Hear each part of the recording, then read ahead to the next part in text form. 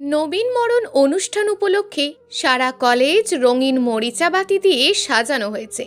সমগ্র কলেজ এখন ছাত্রছাত্রীর সমাগমে পরিপূর্ণ। সবার পরনে নতুন জামা কাপড়। কলেজে উপস্থিত হয়েছে তিহান প্রায় 1 ঘন্টা আগে। এখনও অনুষ্ঠান শুরু হয়নি, তাই ফোন হাতে নিয়ে এক কোনায় দাঁড়িয়েছিল।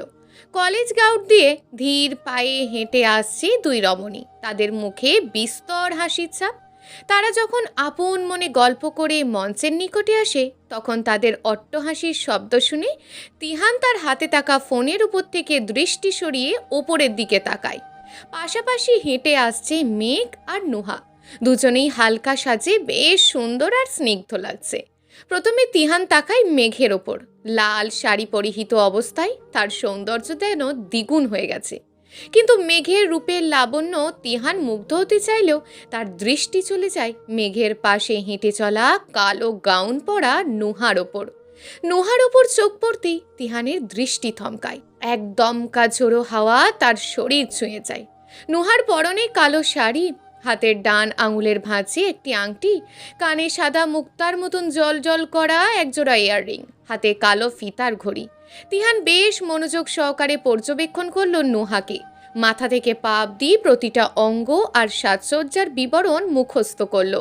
নুহার সৌন্দর্য আর রূপ কখনো আগে তিহানকে মুগ্ধ করেনি, কারণ সে এমন তীর্য দৃষ্টি আর বিশেষ আগ্রহ নিয়ে নুহাকে কখনো দেখেনি। প্রথম বৃষ্টির মধ্যে দেখা হয়েছিল তাদের, সেখান থেকে ঝগড়া শুরু হয়। এরপর শত মনোমালিন্য আর রাগের ওপর ভিত্তি করে তারা একে অপরের পরিচিত হয়। শুরু থেকে শত্রুর নজরেই সে দেখত নুহাকে। কিন্তু আজ কি হলো তিহানের? নিজের শত্রুর প্রতি রাগ ঘৃণা সব ভুলে তার রূপের মত্ত হয়েছে সে। তবে কি কাল দুজনে একসাথে ড্যান্স করার জন্য এমন হয়েছে? তিহানের মনের করা প্রশ্নের কোনো উত্তর নেই তার নিজের কাছে। এখন সে বোধ বুদ্ধি হারিয়ে শুধু দূর থেকে নুহাকে দেখে যাচ্ছে। বেশ দীর্ঘ সময় পর নুহা আর মেঘ উপস্থিত হয় কলেজ গাউনে। ঠিক যেখানে তিহান দাঁড়িয়েছিল, নুহার চোখ মঞ্চের ওপরেও থাকলেও মেঘের চোখ যায় তিহানের ওপর। তিহান যে হাঁ করে তাকিয়ে বেশ কিছুক্ষণ ধরে নুহাকে দেখছে, চোখ যেন সরছেই না নুহার ওপর থেকে, তা মেঘ বুঝল। মেঘের ঠোঁটে দুষ্টু হাসি ফুটে উঠল। ধীর পায়ে এগিয়ে যায় মেঘ তিহানের কাছে। এরপর তার পাশে গিয়ে দাঁড়ায়। এখনো অবধি তিহানের হুঁশ নেই। মেঘ ঠোঁট টিপে হাসে, এরপর মৃদু ধাক্কা দেয় হাত দিয়ে তিহানের শরীরে, আর শয়তানি হাসি দিয়ে বলে, কি তিহান, এমন মনোযোগ সহকারে নুহার দিকে তাকিয়ে কি দেখছো? মুখটা বন্ধ করো, না হলে কিন্তু মুখে মশা ঢুকে যাবে। নুহাকে কি দেখতে আজ সুন্দর লাগছে? তিহান মেঘের পাশে দাঁড়িয়ে উপলব্ধি করতে পারল না সে এখন অন্য ঘরে রয়েছে। আশেপাশে তার খেয়ালই নেই। তিহান আনমনে হেসে বলে উঠল, খুব সুন্দর লাগছে নুহাকে আজ। তিহানের কথা শুনে মেঘ মিটমিট করে হেসে বলে ওঠে, ও তাই বুঝি তিহান, তা নুহার প্রেমে পড়ে গেলে নাকি? তিহান এইবারও আনমনে বলে ওঠে, হ্যাঁ। তিহানের মুখে প্রেমে পড়ে যাওয়ার কথা শুনে মেঘ খিলখিল করে হেসে ওঠে। দূরে থাকা নুহাকে বেশ শব্দ করে ডাক দেয়, নুহা দেখো, তোমার মিস্টার শয়তান প্রথম দেখায় তোমার প্রেমে পড়ে গেছে। মেঘের ডাক শুনে নুহা পিছনে ফিরে তাকায়। দূরে থাকা তিহানের ওপর নজর যায়। এতক্ষণ তিহানকে খেয়াল করেনি সে, কিন্তু এখন করে। আর মেঘের কথা কানে পৌঁছাতেই সে সরাসরি তিহানের মুখের দিকে অবাক করা দৃষ্টিতে তাকিয়ে থাকে। এতক্ষণে হয়তো তিহানের হুঁশ ফিরল। সে আনমনে কি বলেছে তা বুঝতে পারল। নুহার ওপর চোখ পড়ে, তিহানের দুজনের চোখ মিলিত হয়। নুহার এমন অদ্ভুত দৃষ্টিতে তার দিকে তাকিয়ে থাকা আর মেঘের হাসির শব্দ শুনে তার বেশ লজ্জা লাগছে। নিজের মাথায় হাত দিয়ে বাড়ি দিয়ে তিহান বলে, তিহান তুই শেষ আজ। কি প্রয়োজন ছিল ওই মিসেস ঝগড়ুটির দিকে তাকিয়ে থাকার? এখন নিশ্চয়ই এই নুহা তোর সাথে ঝগড়া করবে। কিন্তু তিহানের ধারণা সম্পূর্ণ মিথ্যা প্রমাণ হয়। নুহা তিহানের সাথে ঝগড়াই করে না, বরং মেঘের কথা শুনে লজ্জা পায়। কেমন জানি অদ্ভুত সুপ্ত অনুভূতি বাসা বাঁধে তার মনে। কিন্তু মেঘের হাসির শব্দ শুনে তার দিকে চোখ গরম করে তাকায়। এরপর আবার যখন তিহানের ওপর নজর যায়, তখন মুখে লাজুক হাসি ফুটে ওঠে। মেঘ সব দেখছে আর মিটমিট করে হাসছে। মেঘ তিহানের পাশে থাকা অবস্থায় দুজনকে উদ্দেশ্য করে গুনগুন করে বেশ জোরে জোরে গান শুনিয়ে বলে, প্রেমে পড়েছে রে, মন প্রেমে পড়েছে। নুহার সাথে ঝগড়া করতে করতে তিহান তার প্রেমে পড়েছে। মেঘের দুষ্টু গান শুনে নুহার তিহান উভয়ই বেশ লজ্জা পায়। তিহান দ্রুত সে স্থান ত্যাগ করে, আর নুহা তার দৃষ্টি নিচু করে আবার মঞ্চের দিকে তাকায়। কিন্তু মেঘ সারাক্ষণ নুহাকে বিরক্ত করে যায় তিহানের নাম নিয়ে। নুহা শেষে বাধ্য হয়ে মেঘের থেকে দূরে গিয়ে দাঁড়ায়। তবে মেঘের কথা মিথ্যা নয়, সত্যি কি তার প্রেমে পড়েছে তিহান? কিন্তু আবার তিহানের করা ঝগড়ার কথা মনে পড়তেই তার মনে হয় সে ভুল। তিহান তাকে ভালোবাসে না। তাছাড়া নুহাও ওই শয়তান লোকের প্রেমে পড়বে না, অসম্ভব। এই ঝগড়ুটে তিহানের সাথে সারা জীবন থাকা নুহার পক্ষে সম্ভব না। নুহা তিহানের কথা আর ভাবে না, সে আবার অনুষ্ঠানের ওপর মনোযোগ দেয়। দুপুর 12টা। আমেরিকায় এখন মধ্য দুপুর হলেও আকাশে সূর্যের আলোর দেখা মেলেনি। চারপাশ অন্ধকার কুয়াশায় ঢাকা, ক্ষুদ্র ক্ষুদ্র বরফখণ্ড আকাশ থেকে গড়িয়ে পড়ছে ধরণীর বুকে। রাত আর দিনের মধ্যে খুব বেশি তারতম্য লক্ষ্য করা যায় না। নিউ ইয়র্ক সিটির বিখ্যাত মেডিকেল কলেজে নবীনবরণ অনুষ্ঠানের আয়োজন করা হয়েছে। যদিও সময়ের স্বল্পতার কারণে এখন খুব বেশি জাঁকজমকপূর্ণ আয়োজন করা সম্ভব হয়নি, কিন্তু অনুষ্ঠানের দায়িত্ব যখন আদ্রিয়ানের ওপর পড়েছে, তাই সাজসজ্জা যথেষ্ট সুন্দর করার চেষ্টা সে করেছে। কলেজের অধ্যক্ষ মহোদয় আর অন্যান্য শিক্ষকগণ বেশ প্রশংসা করল আদ্রিয়ানের। সকল ছাত্রছাত্রী এখন হাতে ফুল নিয়ে এখন কলেজ গেটে অপেক্ষা করছে প্রধান অতিথিকে বরণ করার উদ্দেশ্যে। অনুষ্ঠানের প্রধান অতিথি একজন বাঙালি, উনি দেশের নাগরিক। মেঘ হাতে ফুলের তোড়া নিয়ে দাঁড়িয়ে আছে, আর তার পাশে উপস্থিত রয়েছে আদ্রিয়ান। প্রথমে অতিথি দেশি শুনে মেঘের বেশ আগ্রহ জন্মায় তাকে দেখার। কলেজের ছাত্রছাত্রী সহ বেশ কয়েকজন শিক্ষক সেখানে উপস্থিত ছিল। আদ্রিয়ানও কলেজ গেটের সামনে মেঘের পাশে দাঁড়ায়। প্রায় 5 মিনিট পর কলেজ গেটে পৌঁছায় প্রধান অতিথির গাড়ি। দীর্ঘ অপেক্ষার পর প্রধান অতিথির আগমন সকলে খুশি হয়।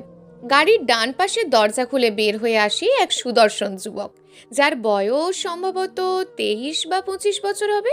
পরনে লাল সাদা শার্ট আর কোট, চোখে কালো ফ্রেমের চশমা। গেটে উপস্থিত সকলে প্রধান অতিথিকে দেখে হাঁ করে তাকিয়ে থাকে। কি মারাত্মক সুন্দর দেখতে এই মানুষটিকে! সবাই মনে করেছিল যে প্রধান অতিথি কোনো হয়তো বয়স্ক বা বৃদ্ধ হবে। শেষের সারিতে দাঁড়িয়ে মাথা উঁচু করে দূর থেকে দাঁড়িয়ে দেখলো প্রধান অতিথিকে। আশেপাশের ছাত্রছাত্রীরা চিফ গেস্টের যা প্রশংসা করছে তা মিথ্যে না।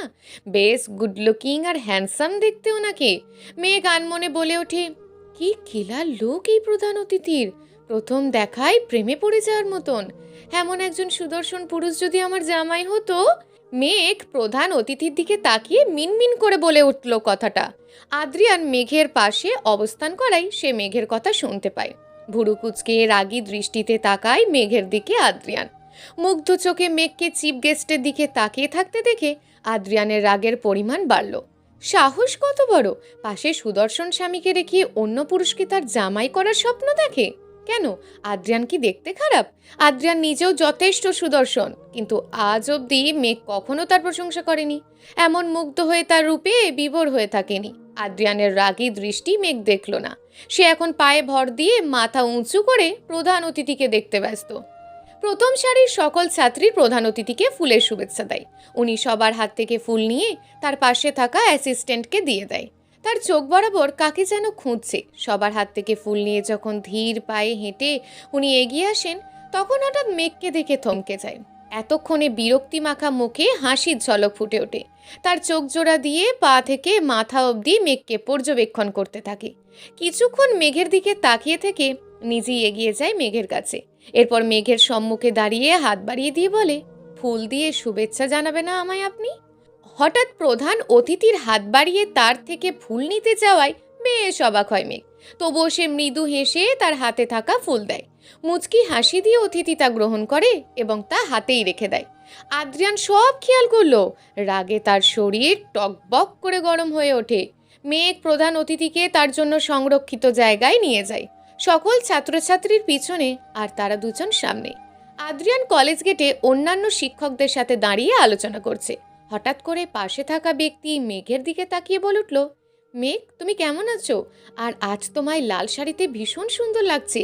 হঠাৎ কারোর মুখে মেঘের নাম শুনে মেঘ পাশ ফিরে তাকায়, কিন্তু তার আশেপাশে প্রধান অতিথি ছাড়া তো আর কেউ নেই। তবে কি প্রধান অতিথি তাকে মেঘ বলে ডেকেছে? কিন্তু উনি মেঘের নাম কিভাবে জানলো? মেঘ বেশ অবাক হয়ে অপর পাশে ঘুরে প্রশ্ন করে, স্যার, আপনি কি আমার নাম নিয়ে কোনো কথা বললেন?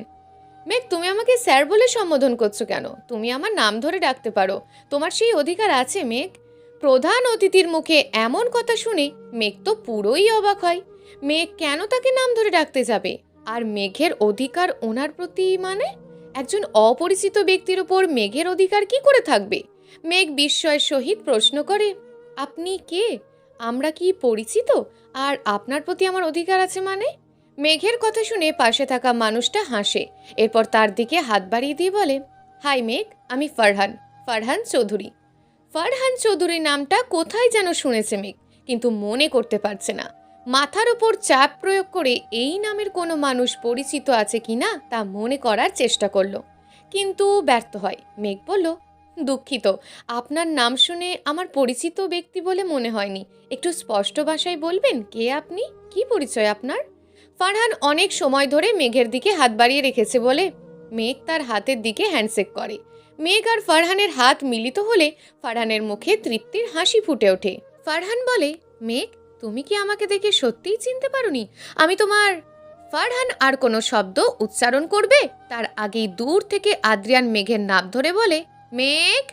হঠাৎ আদ্রিয়ানের ডাক শুনে ফারহান আর মেঘ উভয়ই তাকায় সামনের দিকে। দূরে থাকা আদ্রিয়ান এগিয়ে আসে তাদের কাছে।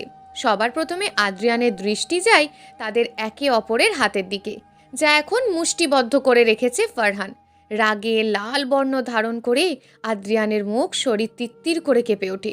মুষ্টিবদ্ধ হাতের ওপর এক চোখ রেখে অন্য চোখ দিয়ে মেঘের দিকে রাগী দৃষ্টিতে তাকায়। আদ্রিয়ানের চোখে মুখে ফুটে ওঠা রাগের ভয়াবহতা দেখে মেঘ ভয় পেয়ে যায়। চোখ দিয়ে যেন ঝলসে দেবে মেঘকে, এমন রাগ এখন আদ্রিয়ানের দুই চোখে। মেঘ আর কোনো কথা বলতে পারল না। কেন মেঘকে ডাক দিয়েছে আদ্রিয়ান, সে প্রশ্ন অবধি করে উঠতে পারল না। মেঘ দ্রুত তার হাত ফারহানের হাতের বাঁধন থেকে সরিয়ে নেয়। আদ্রিয়ানের রাগের তীব্রতা তবুও কমে না। সে ধমক দিয়ে বলে ওঠে, মেঘ, তুমি এখানে কি করছো? অনুষ্ঠানের সকল কাজ রেখে এখানে দাঁড়িয়ে আছো কেন? যাও, স্টেজে যাও। আদ্রিয়ানের ধমক শুনে মেঘের আত্মা কেঁপে ওঠে। শান্ত স্বভাবের আদ্রিয়ানের হঠাৎ এমন রূপ অবিশ্বাস্য লাগলো মেঘের কাছে। মেঘ কোনো প্রশ্ন করলো না, শুধু মাথা নাড়িয়ে বলল, যাচ্ছি। মেঘ কথাটা বলে স্টেজে যাওয়ার উদ্দেশ্যে পা বাড়ায়। তখন ফারহান হঠাৎ মেঘকে বাধা দিয়ে আদ্রিয়ানের সম্মুখীন হয়ে বলে ওঠে, ডক্টর আদ্রিয়ান, আপনি মেঘকে এমন করে ধমক দিচ্ছেন কেন? মেঘ ভয় পেয়ে যাবে। ফারহানের কথা শুনে আদ্রিয়ানের রাগের পরিধি বৃদ্ধি পায়। তার বউকে সে ধমক দেবে না আদর করবে, এখন কি তার কৈফত অন্য একজনকে দিতে যাবে? মেঘ ভয় পেলে আদ্রিয়ান তার জন্য চিন্তা করবে, অন্য কেউ নয়। আদ্রিয়ান দাঁত কটমট করে বলে, মেঘ আমার ছাত্রী হয়, ওকে ধমক দিয়ে কথা বলার অধিকার আমার আছে। আর যদিও মেঘের ভয় পাওয়া নিয়ে আপনারা তো চিন্তা করছেন কেন? কে হয় মেঘ আপনার? আদ্রিয়ানের কথার বিপরীতে ফারহান তেজি কণ্ঠে বলল, মেঘ আমার, তাই আমার মেঘের সাথে কেউ উঁচু গলায় কথা বলবে তা আমি পছন্দ করব না ডক্টর আদ্রিয়ান। ফারহানের কথা শুনে মেঘ আর আদ্রিয়ান দুজনেই অবাক হয়ে যায়। আদ্রিয়ান বলে, মেঘ আপনার মানে? কি সম্পর্ক আপনার মেঘের সাথে? আদ্রিয়ানের কথায় ফারহান ওর কাছে এগিয়ে গিয়ে তেজি কণ্ঠে বলে, মেঘ আমার, কারণ আমি হলাম মেঘের।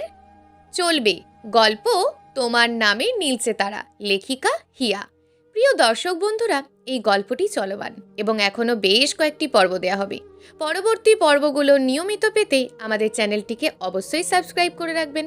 দেখা হবে পরবর্তী ভিডিওতে। ততক্ষণ ভালো থাকুন, সুস্থ থাকুন এবং নিজের পরিবারের খেয়াল রাখুন। ধন্যবাদ।